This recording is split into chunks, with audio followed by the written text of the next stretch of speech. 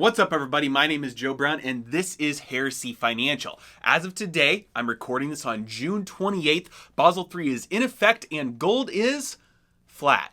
So what is going on here, and what should we expect are going to be the results from Basel III going into effect on June 28th going forward? Great question. I'm glad you asked. Let's dive in.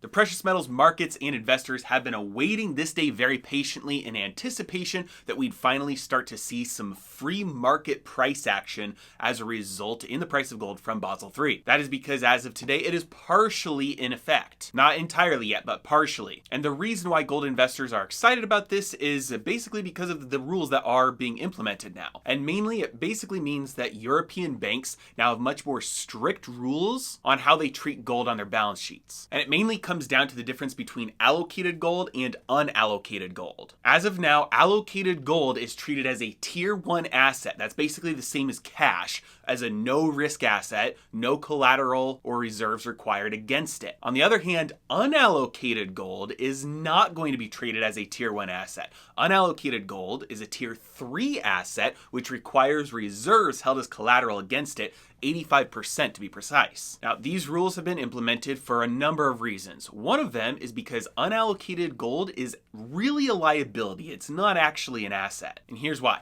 Allocated gold means you actually own the gold. You are the legal owner of that gold. That means if there's an institution providing, let's say, gold storage services, and you're paying somebody to store your gold and it's allocated gold, if that company, for whatever reason, goes under, that gold is not an asset on that company's balance sheet. And so creditors cannot go to that company and say, hey, we're in bankruptcy, we're liquidating all of your assets, so we're going to sell this gold that you are storing. It does not belong to that company. It's allocated gold. That means the legal ownership is yours. And so if that company goes bankrupt, you still own that gold. It's legally yours. Unallocated gold, on the other hand, means you don't own the gold, you are owed the gold, which means that at any time you maintain the right to tell the company, hey, give me some gold. You don't have any legal claim on any specific physical amount of gold. You have a certificate that says at any time you can tell them to go get you some gold. And they may have some gold already in storage that they can then send to you. They may instead have to go out into the market, buy some gold from somebody else, and then deliver that gold to you. The problem is if that company goes through some problems, let's say they have to file bankruptcy and their assets are being dissolved, they might not have the resources to go out and get the gold on the open market and deliver it to you. That certificate might just become worthless. And while you had the right to tell them to go get you some gold, they just don't have the means to do so. Further than that, in a gold run, if there's a situation where everybody's trying to get their hands on physical gold all at the same time, there may not be the ability for gold to be sourced at all at any price, especially given the fact that there's estimates that, the number is unknowable at this time, but there's estimates that the amount of paper gold, unallocated gold, compared to the amount of physical gold that there actually is upwards of 100 to 1. Massive ratio. So if everybody tries to go redeeming their unallocated gold all at once, there's just not enough gold in the world in order to do that. So the bottom line is that this new change forces European banks to basically acknowledge the difference between the different types of gold, because not all gold is created equal. Allocated gold, basically treat it like an asset. It's something that you own. There's no liability there. Unallocated gold, that's basically a liability. So you're going to have to hold some cash against that just in case the system blows up. Now, the second thing these new rules are trying to accomplish is trying to fix up maturity mismatch.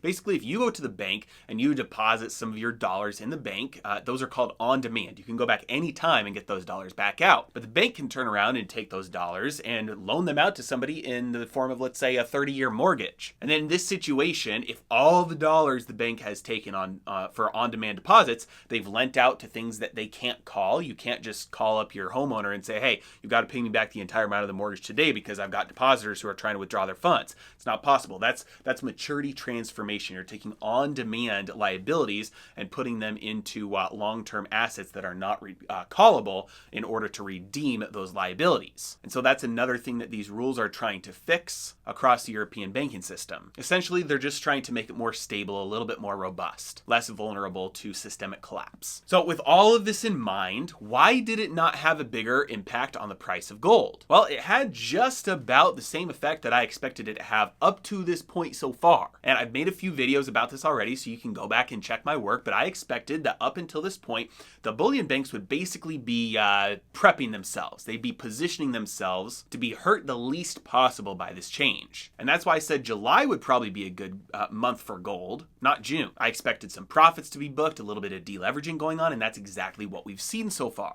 We saw the price get smashed from about 1900 to like 1770, all within the course of just a couple of days. We saw the bullion banks loading up on their shorts one last time. That was part of how they're smashing down the price, is loading up on a ton of shorts. That's naked short selling. That pushes the price down. They're shaking out the longs. That's why managed money positions have been closing out their longs as the price has been falling, closing out their losses. And now we have the stage set for some massive institutional buying to take place. And over the last couple of days, that's what we've seen. We've seen a reversal in the short positions for the bullion banks, which has caused the gold price to stop falling and move sideways for the last couple of days. And now what we're likely to see moving forward here is just a systematic closing out of all those short positions, because they've been able to book a profitable first half of the year, smash down that price really hard one last time, start closing out those shorts, start getting rid of some of those losses off of your books, because holding unallocated gold is just a lot less profitable, a lot less appealing now. Further than that, managed money just got shaken out, so they're fresh, flat, and they have the ability now to watch this new bullish trend start and to start buying and helping drive that price up even more from here, which makes me think that they're basically taking the next 6 months to prepare themselves for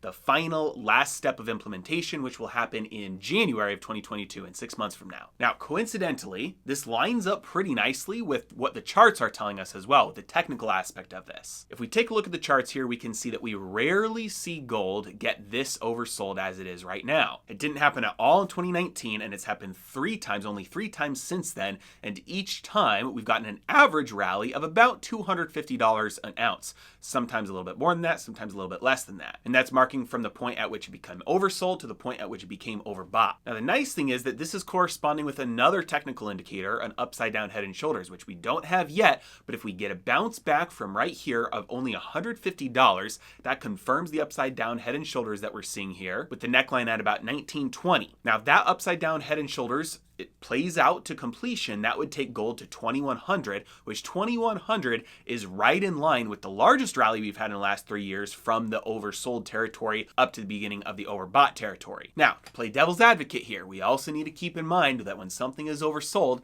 it can stay oversold for a while. In fact, if we look back to 2018, we can see that gold continued to slide down despite it being in massively oversold territory. And so I'm not saying that any of this is guaranteed. These are just some good signs I'm seeing start to pop up here. Which brings up the question, why would they start to implement these rules that would be good for gold after all this time when it seems like the only effort has been to smash the price down? Now, they've largely been unsuccessful. If we look at the last 20 years, gold has actually outperformed the S&P 500, which most people have no idea that that's true. So long term, they're unsuccessful with it, but it looks like short term, the goal is to always smash the price down as low as possible. Well, to me, it looks like this. Step 1, keep prices down. That allows you to build the position that you want at a discount. Once your position is built, step 2, let go of the manipulation and let prices rise to the natural rate. And many central banks around the world have spent the last decade or 2 decades accumulating and stockpiling gold. They've got very comfortable gold positions now. And with the global debt to GDP ratio at the place that it is right now, you don't need a ton of gold to set yourself up for success in the future. This is something that Jim Rickards and Luke Groman and many others have pointed out many times, but once you have a little bit of gold, all you need to do is devalue the currency or revalue gold higher. And this, by declaration, it's a de facto debt jubilee. The pain of the debt is erased out of the economy, and the purchasing power of the central bank and the central government, that's the key. Their purchasing power is preserved because they hold an asset that before was maybe, 5% or 10% of their holdings, but because the devaluation, the revaluation of gold, it all of a sudden explodes and they've maintained their own wealth. Now, I personally don't think that a revaluation of gold to 5,000 or 10,000 or higher, as some have proposed, is something that's very likely anytime soon. But if we keep levering up globally at the current pace that we're going, it becomes almost inevitable at some point, because not only is it a silver bullet, but it may also become the only way out. Now, certainly this is 100% long-term speculation here, but in the present, these new rules that have started today actually do a decent job of bolstering the stability and how robust the European banking system is. For one, it makes sure that those who say they have gold actually do, because in the end, that's what the golden rule is all about. Those who have the gold make the rules. And finally, if you're looking to get invested in gold because you don't have any, but you're concerned that if it does get declared at $5,000, $10,000 or more, and you're going to have to pay a ton of taxes on massive capital gains, get some gold in an IRA. You can do so in a self-directed IRA at iTrust Capital. It's who I use. I love them. They're very easy to operate with. They've got the best user interface. You can hold gold and silver in a self-directed IRA with iTrust Capital. And if you use my link in the description below, you'll get your first month free. As always, I really appreciate you guys. Thank you so much for watching. Have a great day.